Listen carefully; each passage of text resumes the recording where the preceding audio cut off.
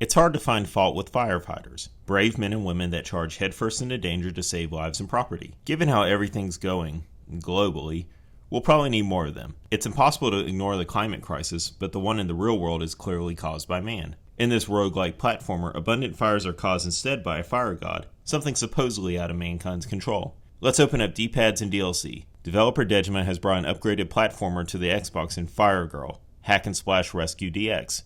Do you have the axe chops to defend Tinderbox Heights from flaming demons?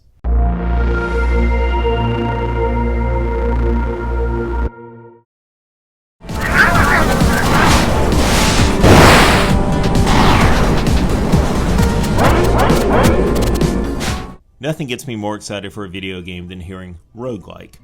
The Binding of Isaac has been my go-to comfort food for years, and Rogue Legacy nearly perfected that in platforming format. Hell, you can even argue something like Panel de Pon or Tetris is a roguelike, as no two games are the same thanks to the randomized pieces. It'd be a massive stretch though. Firegirl does one aspect of the genre well, but completely avoids another. Your character, the titular Firegirl, goes into each locale, rendered in a great HD 2D style, with a trusty axe and water hose along with some quality jumping skills. The axe is purely to break apart debris and open doors, while the fire hose, which can be aimed once you pull the trigger, can put out the flame beasts that populate one of 4 randomly generated maps.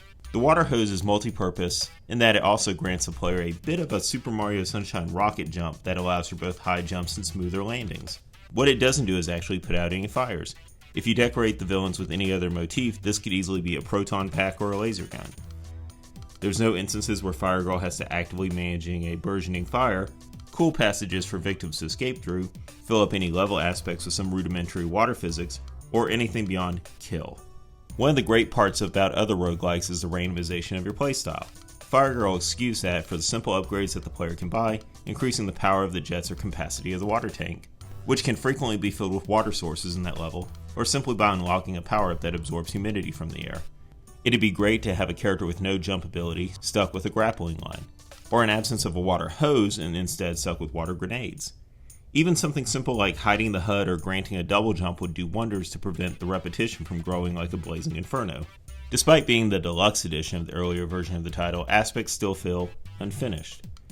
While your fire truck crashes into the beginning of each level, you never actually hear the smash.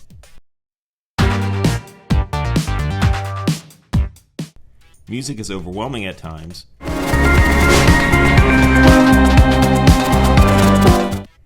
All instances of the letter F look capitalized, and I had a few moments where I was able to trigger a first aid item to no effect, as I actually hadn't unlocked the ability yet. Being able to reach the only boss, that I'm aware of, in a handful of hours makes these bugs or design choices even more acute. It's not like there's more than a dozen villains to account for. The content is pretty sparse, with the randomization of levels seeming to imply that that's good enough to occupy your time. Repeated playthroughs do expand a slight story, revealing the history of Firegirl, Fire Dad, and the city of Tinderbox Heights. The more citizens you save, the more fans you earn, which leads to more donations, which leads to Firegirl buying various upgrades.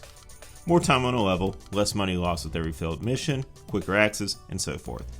Coming with these upgrades are badges that you can unlock by completing certain tasks that, in turn, can be selected to power up your character in various ways. Some of these can come up so late in your play that they feel tacked on.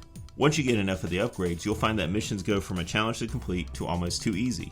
I've had runs at the ever-expanding map, which limits how much backtracking you can do with certain exits being overwhelmed by infernos, didn't pose a challenge. I could keep finding stray cats, but I eventually would just get bored and find an exit.